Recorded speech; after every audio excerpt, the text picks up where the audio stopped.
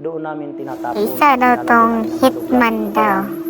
Binibiyak. Sabi niya, kasama daw siya sa DTS. Dito sa video to, ihagis na. sinisubaybay niya ang nangyayari daw noon.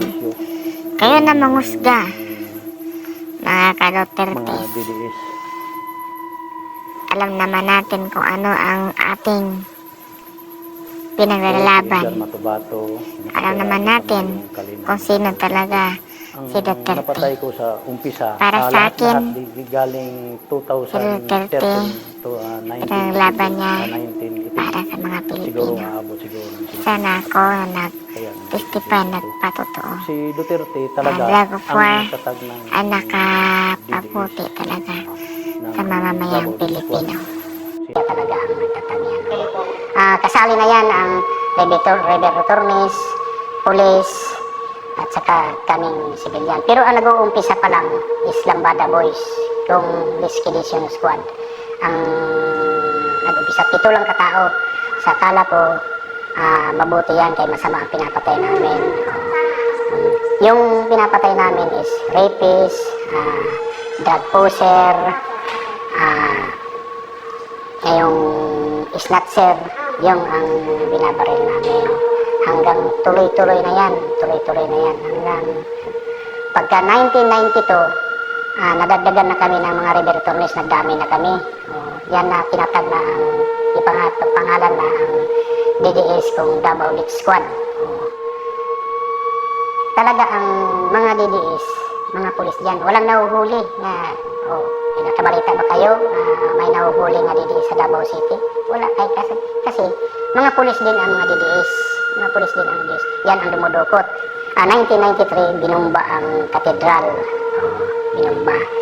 So, pagka umutos siya ng 26 na masakiron niyo ang mga moske, ang simbahan ng Muslim, pinagmasakir namin. Ako ang umagis ng granada, yung mga pulis kasama ko. Meron pinapatay siya na isang religious group ng Remnant of Family of God. 5 mayor ang nagfinance yan. Pagkatapos naman, 2010, tumakbo si Prospero Noglares ng mayor kalaban ni Duterte. Kinidnap, tapos 5 tao. Pinatay namin. Inisa-isa pagpatay namin doon sa Island Garden City, Samal. Ang dami pa namin, yung si Paulo naman, 2013, may pinapatay si Vice Paulo Duterte. Inakyat namin yung bahay, kadalit lang niya. Nadamay din, 3 ang namatay. Isang babae, na matanda, mga 50 anyos, 2 lalaki. 2 lalaki ang namatay. Meron pang 3 babae na dinukot namin sa Barangay Obrero. Pinatay din nila. Hindi na ako sumali, nahawan mo na ako, puro pa mga babae, mga bata pa. May ina tayo, may kapatid tayong babae. Yan talagang, pero yung mga pulis naman walang awa yan, pumatay sa Davao. Yung mga DDS sa Davao City. Pero paano kayo nakaalis? Sabi lang ba kayo, nagpaalam? Hindi, yung ginawaan ako, nagpaalam ako nga hindi na ako kay madami naman kaming pinag-train ng mga PO1. Hindi man, naghihirap pa din. Ang sweldo lang is 5,000. Nangungutang na para makabili ng bigas. Hindi ka naman ang masinusunod ng trabaho. So, ang decide ko, matanda na ako, maghahanap buhay na ako ng kaparihong perpeng trabaho. Pinagbantaan ko ba kayo? Oo. Ako, nagdaan ako, meron pa akong sugat dito, tinorture ako ng 1,000 doon.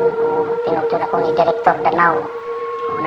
Ang nasakitan ko pa, ang nagtorture sa akin, mga kasamahan ko din, para akong mga kapatid na, pero pinagpalit din ako nila. Yan ang nagsama yung loob ko. Bakit ginano nila ako? Hindi man ako nagawa ng